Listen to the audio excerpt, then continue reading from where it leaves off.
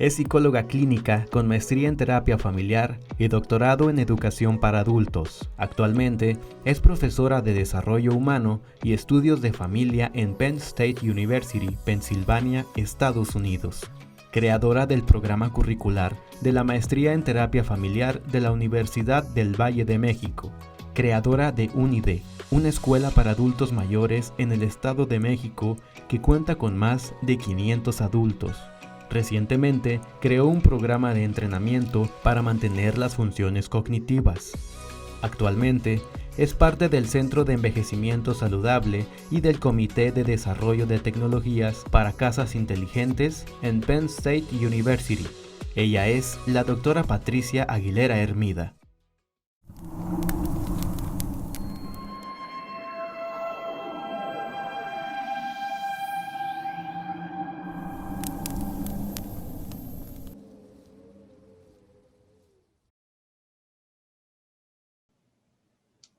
Buenos días, gracias por la introducción.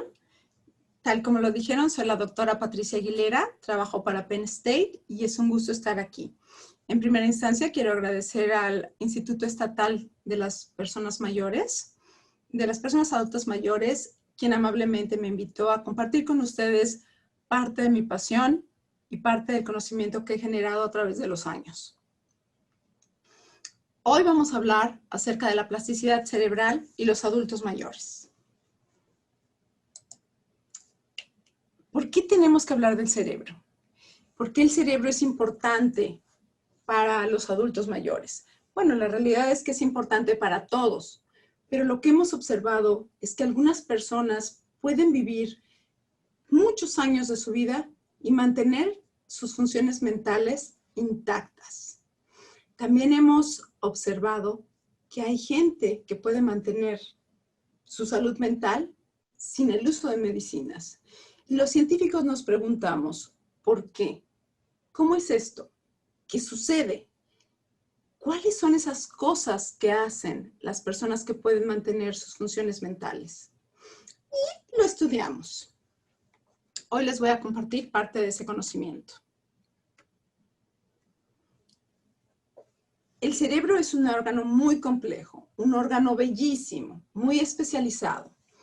Coordina todos nuestros movimientos, nuestros pensamientos, nuestras emociones, absolutamente todo.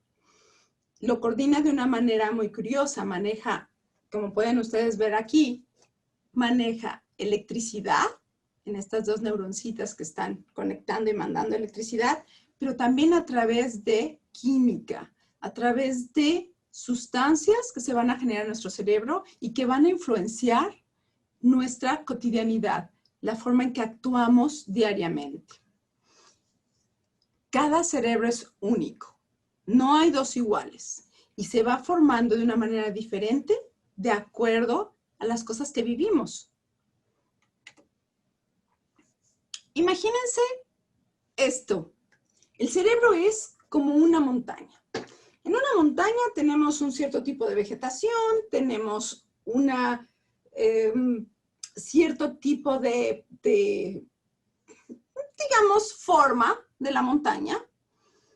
Y si comparáramos esto con el cerebro, diríamos que esos son nuestros genes, las cuestiones que vienen heredadas, las cosas que nos dicen que así vamos a hacer. Esa es una parte de nuestro cerebro. Pero hay otra parte que es muy importante y que se va formando con nuestros conocimientos, con nuestros hábitos y con nuestras actividades diarias. La realidad es que estos cambios pueden ser positivos o negativos. ¿Y a qué me refiero? Volvamos al ejemplo de la montaña.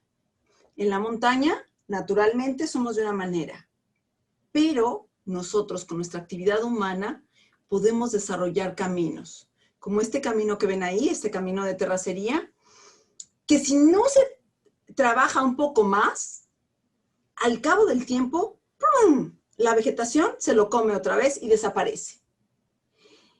Pero hay otros caminos que trabajamos constantemente, que utilizamos frecuentemente y que incluso los perfeccionamos de tal manera que se vuelven firmes y que nos pueden durar toda la vida. Esta analogía es una analogía muy buena para los circuitos neuronales. Los circuitos neuronales son caminos que se van desarrollando en nuestro cerebro y que son caminos especiales para diferentes cosas. Cuando aprendemos a hablar, cuando aprendemos a andar en bicicleta, cuando aprendemos algo nuevo, estamos desarrollando nuevos caminos, nuevos circuitos. Y dependiendo de qué tan frecuente los usemos, se van volviendo sólidos y muy marcados. Nosotros elegimos los tipos de circuitos. Puede haber quien se vaya por las drogas y va a tener circuitos especiales que van a responder a los químicos que están ingiriendo. O va a haber quien se dedique a la música y aprender instrumentos y va a haber diferentes circuitos. Con esto quiero decir que nosotros marcamos cómo se va formando nuestro cerebro. Pero específicamente hoy quiero hablarles de algo que le llamamos plasticidad cerebral o también llamada neuroplasticidad. Pueden encontrarlo en las dos maneras. ¿Qué es la neuroplasticidad? Es la habilidad del cerebro para cambiar. Y esto es algo que quiero que recuerden para hoy y para siempre. El cerebro tiene la habilidad de cambiar en respuesta a la estimulación externa. Y es, como mencioné, a lo que nosotros llamamos plasticidad cerebral. La plasticidad cerebral se aplica en diferentes áreas. Podemos ver cambios a nivel químico. Nuestro cerebro tiene, yo le llamo no le llamo los químicos buenos y malos, pero le llamo los químicos que nos ayudan a sentir bien y los químicos que nos ayudan a sentir mal. Pero ambos son importantes y son positivos. A veces necesitamos sentir miedo, porque el miedo nos protege. Y estos son un tipo de químicos. Pero en otros momentos necesitamos sentir alegría, esperanza. Y son diferentes químicos que van a estar en nuestro cuerpo.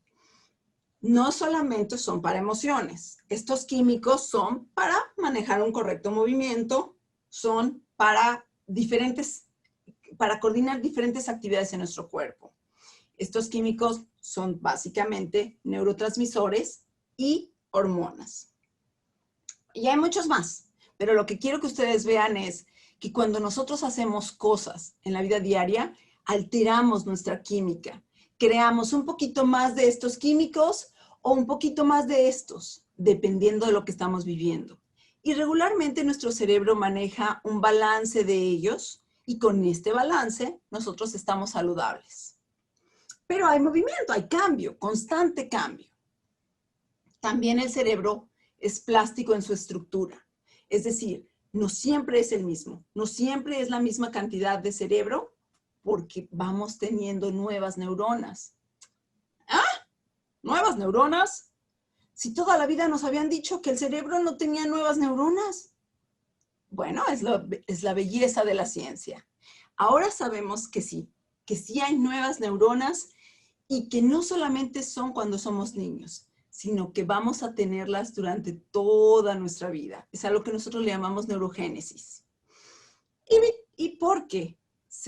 Porque hay nuevas neuronas, es que nosotros podemos tener una diferente cantidad de cerebro o densidad.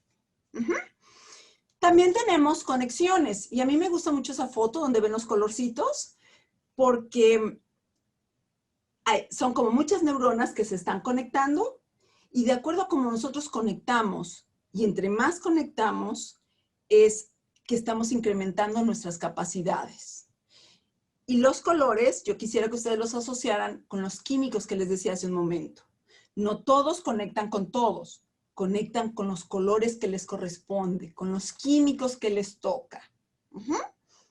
Pero estos movimientos, y esta le llamamos arborización, porque se va haciendo como un árbol, va creciendo en ramitas, va a cambiar la forma, la estructura de lo que es el cerebro. También hay otro tipo de cambio que le llamamos cambio en la función. El cerebro va a estar al principio con billones de neuronas. Y estas se van a ir especializando de acuerdo al ambiente, a lo que se va necesitando.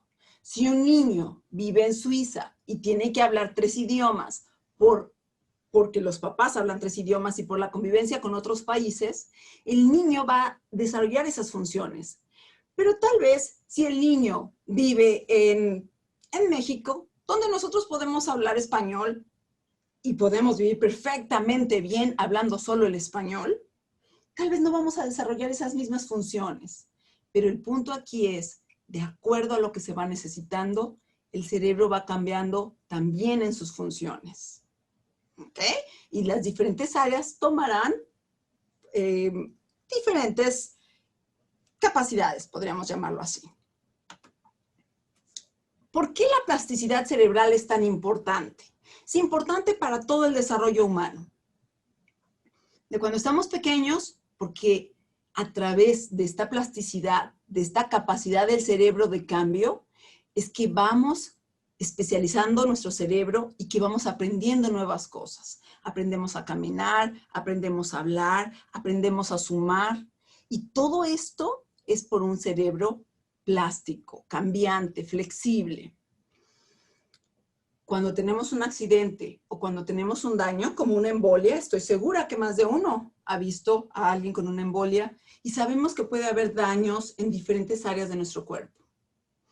Podemos observar que la persona no se mueve, que parte probablemente la mitad de su cuerpo ya no se puede mover, pero curiosamente empieza a ir a terapia física, empieza la persona a tratar, empieza a hacer ejercicios especiales y eso es plasticidad cerebral. Estamos trabajando con el cerebro diciéndole, por favor, trabaja un poco más, conéctate por otro lado, búscale por aquí, búscale por allá. Y el cerebro responde. ¿Tan es así? Que después vamos con esta persona que tenía la embolia y le decimos, ay, qué bien te ves. Mira, nada más, ahora ya estás platicando y ahora ya hasta caminas. Muchas felicidades. Esa es plasticidad cerebral. ¿Por qué? Hasta ahorita todo suena muy bonito, muy interesante. Pero ¿por qué la plasticidad cerebral tendrá que ser importante para el adulto mayor? Yo ya aprendí a hablar, yo ya sé las cosas que sé, por algo muy importante, que nosotros le llamamos la reserva cognitiva.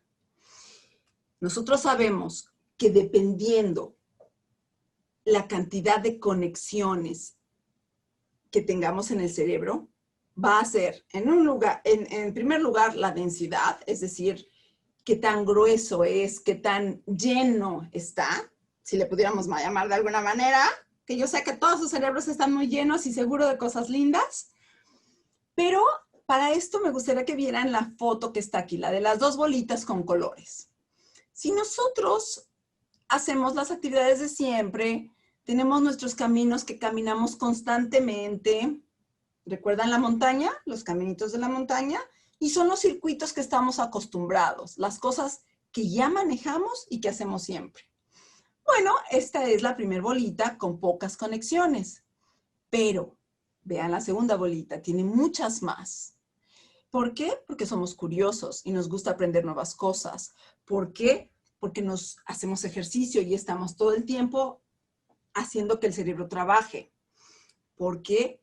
Porque estamos acostumbrados a cambiar, a socializar, a hacer nuevas cosas. Nosotros hemos visto en la ciencia que las personas que tienen una vida más activa, y lo voy a poner en la siguiente, ahora lo pueden ver, que tienen una vida más activa, tiene más conexiones. Y por esas mayores conexiones entre las neuronas, tenemos un cerebro más resistente, si lo pudiéramos llamar así. La reserva cognitiva es la capacidad del cerebro de tolerar daños sin presentar síntomas. ¿Qué es lo que sucede? Como les dije, en esta primer bolita, donde hay pocas conexiones, si nosotros tenemos una embolia o un accidente o deterioro natural por la edad, porque es normal, vamos a ir envejeciendo y al envejecer vamos perdiendo células y por ello algunas funciones. Si tenemos pocas, va a ser muy difícil para el cerebro compensar. Y entonces al perder una partecita, esas funciones ya no están ahí, ya no recuerdo lo mismo, ya no es fácil para mí concentrarme, ya no puedo hacer planes como los hacía antes. Y es porque perdí esa porción y no tenía nada que lo protegiera.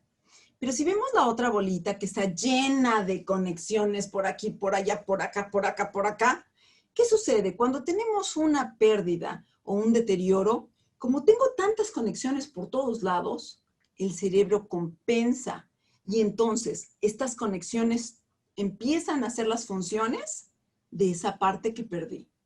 Por ello, aunque puede haber daño a nivel cerebro, no hay síntomas, nadie lo nota, no se ve. Es a lo que nosotros le llamamos reserva cognitiva o reserva cerebral. ¿Ok? Y es muy importante para el adulto mayor porque entre más reserva tenemos, vamos a poder responder mejor al deterioro natural o al deterioro por algunas otras circunstancias. Sabemos en el mundo, no solamente en México, en el mundo sabemos que la tendencia es a vivir más años. No la tendencia a futuro, pero la tendencia actual, lo que significa que el mundo está envejeciendo. Es decir, tenemos los adultos mayores que viven más días, viven más años y son más saludables que antes. Pero también sabemos que en muchos casos hay una disminución de las funciones mentales. Puede ser porque hay algún problema específico, algún tipo de demencia específica, o puede ser relacionado con envejecer, porque vamos perdiendo células en el hipocampo, que es muy relacionado con la memoria, por ejemplo, y entonces ya no tenemos la misma capacidad de formar nuevas memorias o de manejar algunos de los recuerdos que teníamos. Algo que es prevalente también entre muchos adultos mayores es el miedo a perder la independencia o el miedo a perder la cordura. Y por ello, la reserva cognitiva se vuelve crucial. Porque si trabajamos con la reserva cognitiva, podemos crear más y más y más redes de tal manera que cuando tengamos que ir perdiendo algunas funciones, mi cerebro está protegido y puede compensar mucho más que si no tenemos una reserva cognitiva. Esta imagen a mí me gusta mucho y me gusta mucho porque muestra cómo el cerebro al ir envejeciendo va desarrollando algunos nuditos. Si lo ven aquí,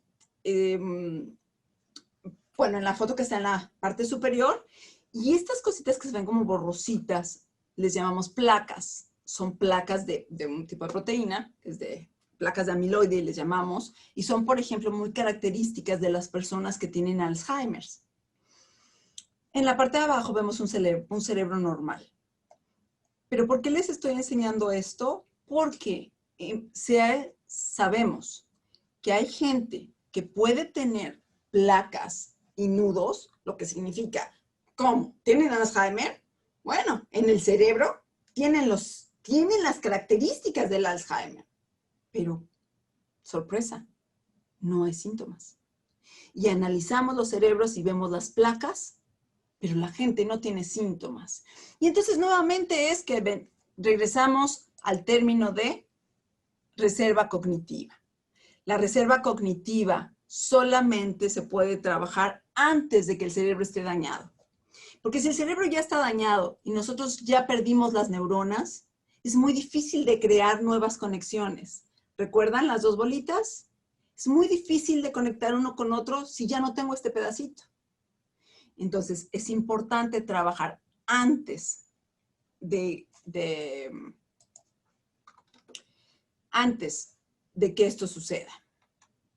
Y toda la reserva cognitiva va a estar basada en la plasticidad cerebral. Es decir, para que yo pueda hacer mis reservas, acuérdense el nombre, reservas, tengo que usar la plasticidad cerebral. Tengo que hacer que mi cerebro se mueva. Tengo que hacer que mi cerebro trabaje. Por eso me encanta ese cerebrito que está trabajando duro, porque se puede. Este es un ejemplo de un cerebro sano y un cerebro que ya presenta demencia. Regularmente se hacen chiquitos, se encogen. Y se encogen porque tienen menor cantidad de células y porque hay menor cantidad de conexiones y por ello no hay buena comunicación. Por eso la persona presenta muchos síntomas en diferentes funciones mentales. Una vez que el cerebro está dañado, es muy difícil manejarlo, ya no tiene la plasticidad que se requiere. Ahora, como les comenté anteriormente, la cantidad de reserva va a estar asociada con la manera en que vivimos. Y aquí viene una pregunta. ¿Quieren ayudar a su cerebro? Yo estoy esperando que la respuesta sea un sí. ¿Cómo lo podemos hacer? Bueno, sabemos que la reserva cognitiva está asociada a específicos factores protectores. ¿Qué son factores protectores? No podemos decir que si comemos fresas todos los días, nuestro cerebro va a estar perfecto. Pero lo que sí podemos decir es que hemos visto en algunos estudios que ciertos alimentos, que las personas que mantienen sus capacidades intelectuales o sus funciones cognitivas, que es lo mismo, tienden a comer ciertos alimentos.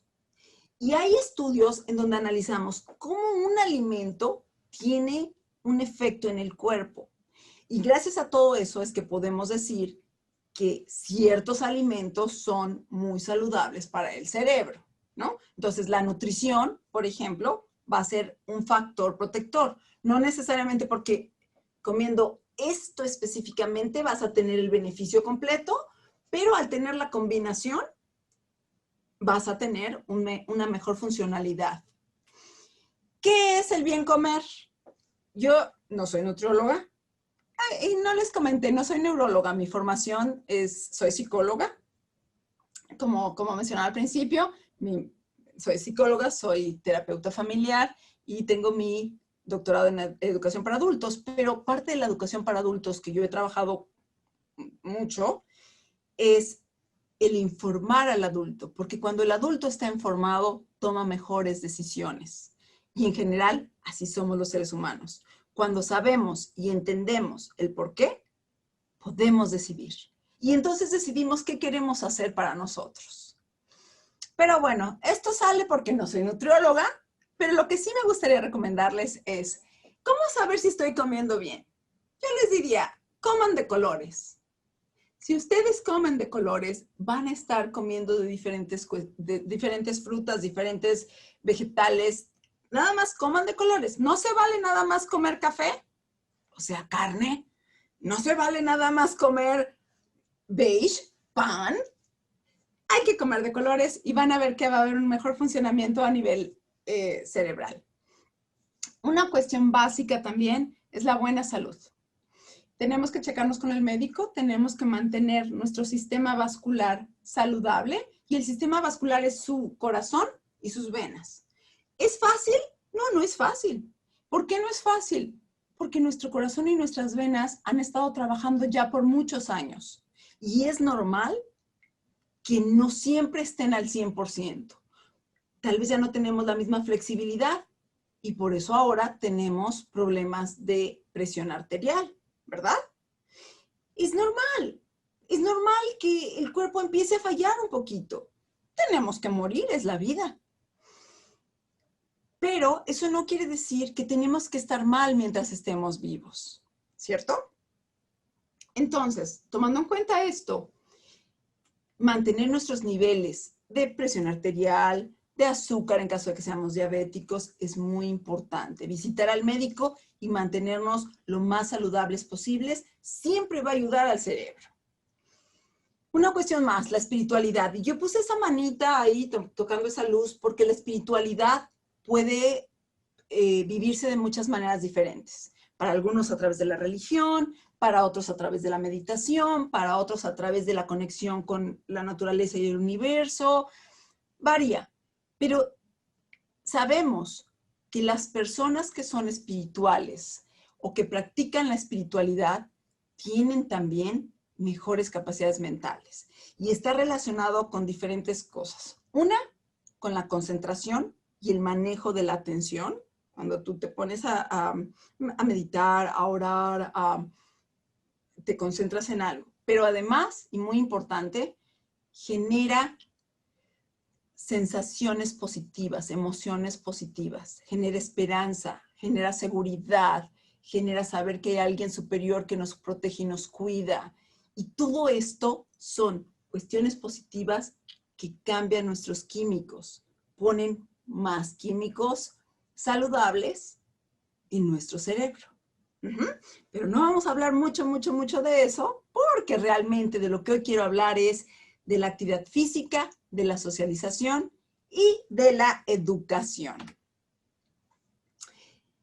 El ejercicio ayuda al cerebro. En todos lados oímos, y de ustedes no me dejarán mentir. Ay, es que tienes que hacer ejercicio, es que el ejercicio es muy bueno, es que deberías. Y nosotros decimos, sí, pues sí, seguro. Pero no siempre nos damos la oportunidad de dar el paso. Y les quiero contar algo personal.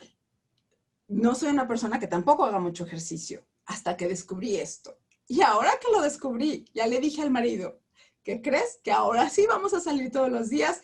Y ahí voy cumpliéndolo, por lo menos a caminar. Pero lo que les quiero platicar es por qué el ejercicio es tan importante para el cerebro.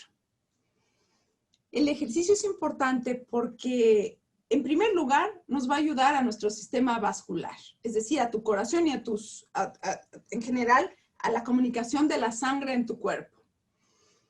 Cuando el corazón bombea, manda la sangre a todo el cuerpo y la sangre lleva dos cosas importantísimas. Bueno, llega tres cosas importantísimas. Una, el oxígeno, que es crucial para que el cerebro trabaje. Todo tu cuerpo, en general, necesita oxígeno. Nutrientes y hormonas que van a avisar qué es lo que uno tiene que hacer, qué órgano tiene que hacer qué cosa. Entonces, si nosotros tenemos un sistema cardiovascular saludable, vamos a tener, en general, una mejor salud. Pero bueno, todavía no me dices exactamente cómo va esto con el cerebro. La realidad es que con el cerebro específicamente hay una hormona que se llama la osteocalcina. Y la osteocalcina es una hormona muy particular. No sabíamos mucho de ella 100 años atrás. Es algo novedoso. Tiene poco tiempo. Pero lo que se ha visto es que la osteocalcina ayuda a la mejora de la memoria. ¿Cómo sabemos esto? En estudios con ratones, los ratones también tienen pérdida de memoria relacionada con la edad. Entonces, ratones que son ancianos, ponemos ratones que son ancianos con ratones que son jóvenes y les hacemos una transfusión de sangre. No lo hago yo, estoy mencionando otros estudios. Una transfusión de sangre y lo que se ve en el estudio es que los ratones ancianos que tenían pérdida de la memoria, ahora con esta nueva sangre recuerdan todo.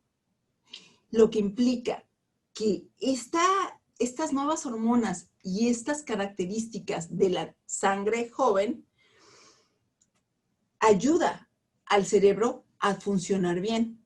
Porque no tienen las memorias del joven, tienen sus propias memorias. Lo que nos dice que mejora la función mental. Ahora, ¿cómo se relaciona esto con el ejercicio? Porque, ¿qué creen? Que la osteocalcina se genera cuando hacemos ejercicio que va en contra de la gravedad. ¿Ejercicio en contra de la gravedad? Sí, caminar, la gravedad nos jala, pero al caminar nos movemos y estamos haciendo un poquito de esfuerzo en contra de la gravedad.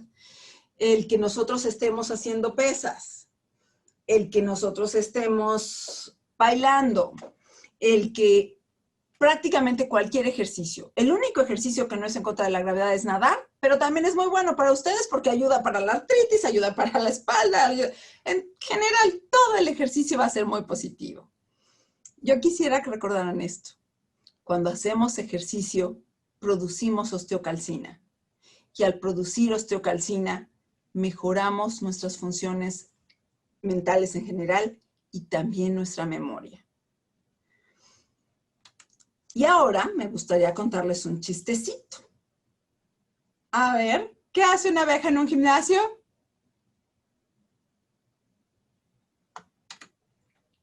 ¡Zumba! Espero se hayan reído conmigo, pero solo quiero marcar muy claramente que cualquier tipo de ejercicio va a ser positivo. Y que cuando lo piensen, no solamente lo piensen en que es pesado, piénsenlo en que están ayudando a mantener sus funciones mentales por más tiempo. Y que si lo hacen, pueden reducir su dependencia ante otros o mantener sus funciones, que yo creo que es algo que todos queremos, o que a todos nos importa. El segundo tema del que quiero hablar es la socialización. La socialización va a tener un impacto positivo también directo con el cerebro. ¿What? Sí, de verdad que sí. ¿Cómo sabemos esto? Bueno, hay un término que les llamamos superancianos, y los superancianos son las personas que viven muchos años, pero que tienen las funciones mentales y físicas, puede ser o físicas, pueden ser ambas, que tienen las funciones mentales y físicas, o solamente una de ellas, como de gente más joven. Lo que hemos visto es gente de mayores de 80 años, 90, 100. No solamente caminan, hacen sus cosas, son independientes, platican, recuerdan, pelean, aprenden, pero cuando les hacemos estudios, vemos que sus capacidades son como de una persona 20 o 30 años más joven que ellos. Se hizo un estudio en donde se compararon 31 superancianos con personas que tenían sus capacidades mentales normales, y lo que se observó, porque queríamos ver, bueno, ¿qué pasa? ¿Cuál es la diferencia? ¿Qué sucede entre uno y otro? A nivel neuronal, lo que observamos es que los superancianos tienen una específica neurona, y la tienen en grandes cantidades, y que es la neurona, la llamamos neurona en uso, o neuronas von Economo, porque fue la persona que las descubrió. Y es esta flaquilla que ven aquí, esta largurucha. La mayoría de las neuronas no son así, son más como arbolito, pero esta es como larguita, fusiforme se le llama. Lo que se vio en los superancianos es que tenían este tipo de neuronas, regularmente están en una zona específica del cerebro, pero esa zona estaba, además de muy llena y densa de todas estas neuronas, muy activa. Y estas neuronas se dedican a la confianza, se dedican a la socialización, se dedican a la inteligencia emocional. ¿Cómo sabemos esto? Porque personas que tienen autismo o personas que tienen problemas con la socialización la tienen muy reducida. Y además porque en estudios con ratones, cuando esa área se estimula, por ejemplo, la trabajamos y le quitamos un poquito, el ratón no socializa. Entran otros ratones y, en mi caso, cuando esta área está bien desarrollada, tan pronto llega un nuevo ratón y empieza a saludar, a hacer migas, ¿cómo estás? Bueno, no dicen cómo estás, pero es lo que nosotros nos imaginamos por la respuesta que vemos. Pero entonces, volviendo al estudio, una de las cosas que se observa es que los superancianos tienen más de estas neuronas, pero también que tienen muchos más amigos y que tienen una red de soporte. Es decir, gente que quieren, gente con la que pueden platicar, gente con la que tienen relación. Y lo que observamos es que este tipo de socialización nos ayuda a mantener nuestro cerebro saludable y nos ayuda a poder vivir más años con nuestras funciones mentales, que yo creo que es muy importante. No se trata, yo sé, ahora todos estamos atrapados y bueno, es algo que nos tocó vivir, ¿no? O sea, ¿qué más podemos decir ahora con el COVID? Pero la realidad es que no se trata de estar con mucha gente. Cuando decimos que la socialización nos va a ayudar al cerebro no es estar con mucha gente, es tener relaciones que sean significativas, con los que podamos platicar, con los que podamos interactuar, con los que podamos sentirnos bien. A mí me gusta mucho esa foto donde está ese abrazo porque el amor fluye por todos lados, ¿cierto? Y eso ayuda, recuerden, eso nos ayuda a los químicos, eso nos ayuda a generar químicos que nos mantienen saludables. Y entonces, antes de entrar al otro tema, me gustaría hacerles una adivinanza. ¿Qué le dice un jardinero a otro? Piénsenle, piénsenle. ¿Qué le dice un jardinero a otro? Disfrutemos mientras podamos. A mí me parece muy linda porque tiene, para mi gusto, mucho sentido. Si estamos aquí, tendremos que disfrutar. Y es una liga muy importante a mi siguiente tema, que con este voy a terminar, y que es la educación y el aprendizaje constante. Las adivinanzas, los chistes, las cosas que nos hacen reír, que nos hacen conectar con otros, porque una adivinanza no te la dices a ti mismo. Una adivinanza la juegas con alguien más. Aunque la estés leyendo en la computadora, alguien la hizo para ti. Entonces son de interacciones. Un chiste es para otra persona, ¿cierto? Nos permite mantener esta socialización, pero también nos permite generar expectativa, hacer que nuestro cerebro piense, buscar la congruencia y la incongruencia al mismo tiempo. Cuando decimos, ¿qué le dice un jardinero a otro? Estamos, ¿qué le dice? ¿Qué le dice? ¿Qué le dice? Y ese ¿qué le dice? ¿Qué le dice? ¿Qué le dice? Estamos poniendo a trabajar nuestro cerebro de una manera intencional. Y es de lo que quiero hablar ahora como mi último tema. De la educación, de la estimulación mental. Nosotros vamos a tener dos tipos de aprendizaje. El aprendizaje implícito, que es un aprendizaje natural. Si yo voy caminando por un lugar y un perro me ladra, yo me espanto, pero la mañana que voy a caminar por ahí ya no voy a pasar junto a esa reja. No tuve que hacerlo intencional, mi cuerpo lo aprendió. El mismo ambiente me lo va enseñando y mi cuerpo lo aprende. Le llamamos implícito porque es como natural, no te forzas para ello.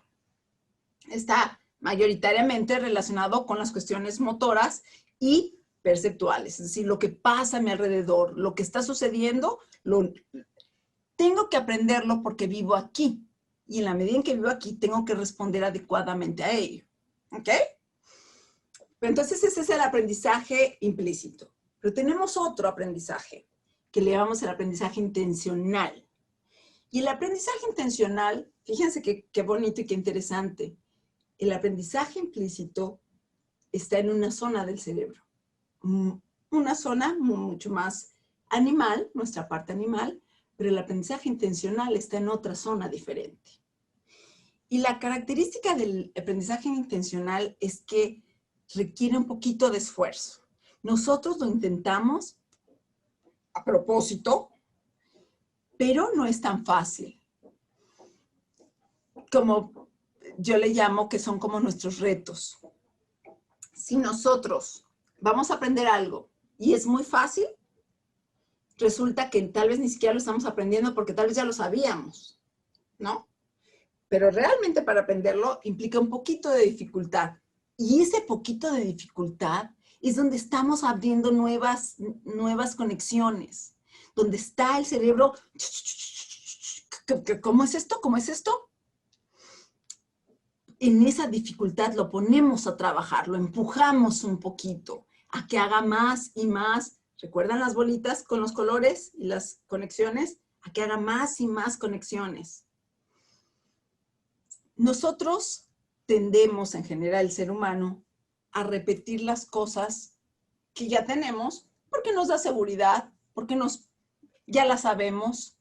Y en esa medida, claro, es algo que nos da confianza. Y no digo que esté mal. Recuerden, es como la carretera. Hay cosas que las hemos hecho tantas veces que las sabemos hacer muy bien. Y nos mantenemos ahí porque es seguro, porque está bien hecho, porque lo sé y lo manejo. Pero si yo quiero usar mi mente para mejorarla, tengo que empujarme un poquito más allá de eso. ¿Cómo? Aprendiendo cosas nuevas y variadas. Sabemos que el aprendizaje y la educación están asociadas con menos riesgo de demencia. ¿Aprendizaje de qué? De lo que tú quieras. No necesariamente tiene que ser de algo en especial. Quisiera contarles, y tengo poco tiempo, pero voy a ser breve. Quisiera contarles brevemente, yo desarrollé una escuela para adultos mayores en la Ciudad de México hace ya unos años, es muy exitosa, y les quiero contar una cuestión que me pasó ahí, que fue por ello que me vine a estudiar a Estados Unidos mi doctorado en educación para adultos. Uno de los estudiantes, un adulto mayor, estaba en medio del patio de la escuela y estaba parado. Y entonces yo desde mi oficina lo vi, me paré, lo fui, lo saludé, Jorge, ¿cómo estás? ¿Qué haces aquí? Y me dijo, no sé a dónde voy, no sé qué clase tengo. Dije, no te preocupes, y lo acompañé a su clase. En ese momento me parece que iba a su clase de inglés o no recuerdo qué clase tomaba. Pero es una de las bellezas que yo observé en cómo la educación nos transforma. Y se los puedo decir no solamente en este caso, sino cuando vemos a un niño, cómo a un joven, sus cerebros empiezan a cambiar con todos los conocimientos que van desarrollando y las conexiones. Pero regresando al punto de Jorge, siguió en la escuela y después de aproximadamente 2 trimestres, porque lo manejamos por trimestres, no solo él recordó que hablaba inglés. Esa fue una de las cosas más interesantes.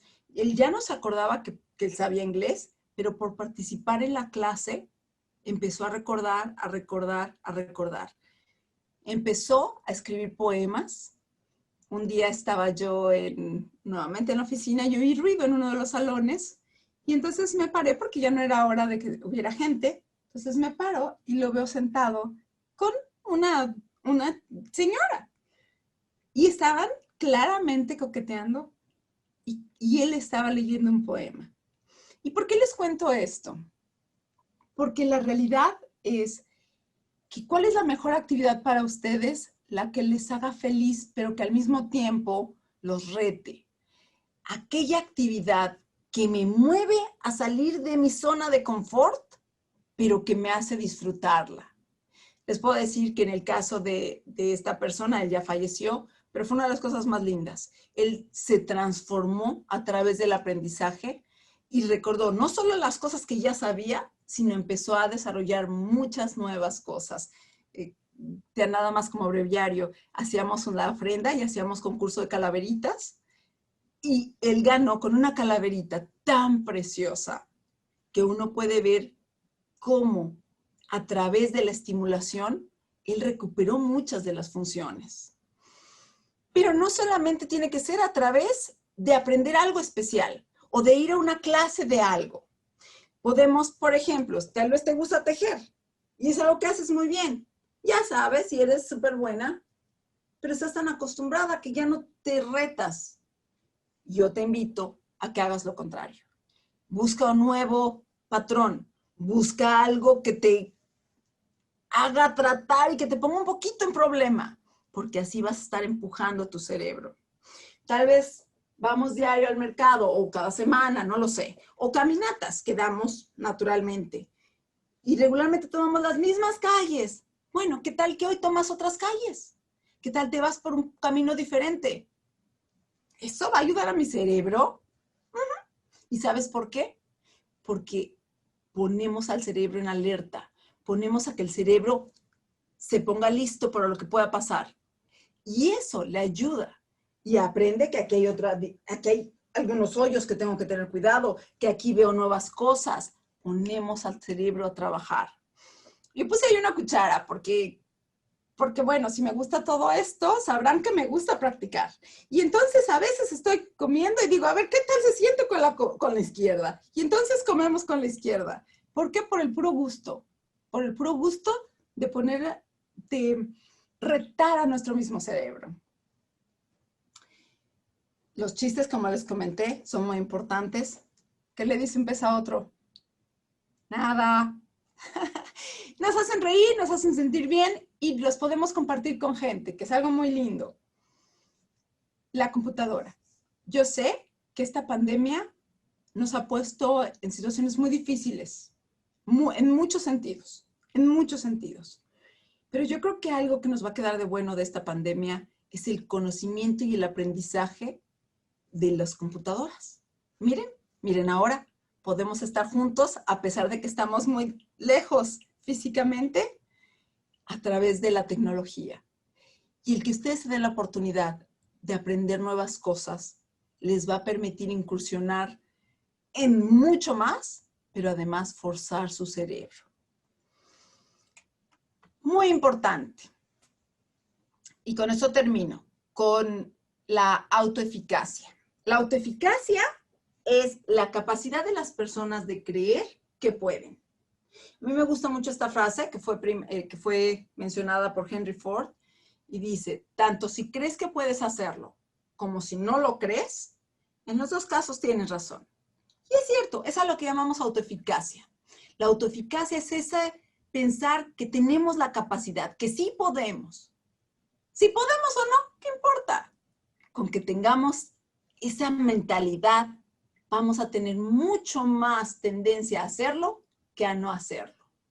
Cuando nos ponemos en el otro lado de, no, yo no voy a poder, no, eso no va a ser para mí, perdemos esa oportunidad. Entonces yo lo que los invito es, en primer lugar, que piensen en la autoeficacia. Y solo como breviario cultural, brevemente, no voy a hablar de ello hoy, pero la autoeficacia también cambia el cerebro. Sabemos que la gente que tiende a creer que puede, tiene un cerebro diferente de la gente que piensa que no. Pero bueno, eso ya será para otro tema, ¿verdad? Hoy solamente quisiera cerrar con 3 cosas. Número 1, piensen, ¿qué me puedo llevar de esta conferencia?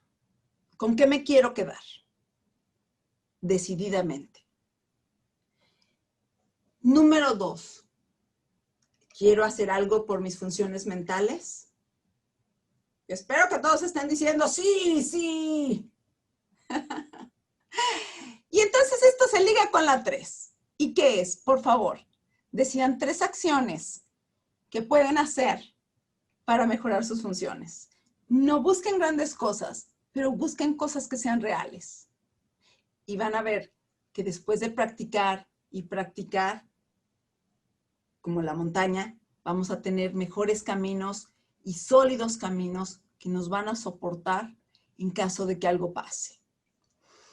Y con esto quiero decirles muchas gracias. Ha sido un placer estar con ustedes esta mañana y espero que disfruten de todo el encuentro. Gracias.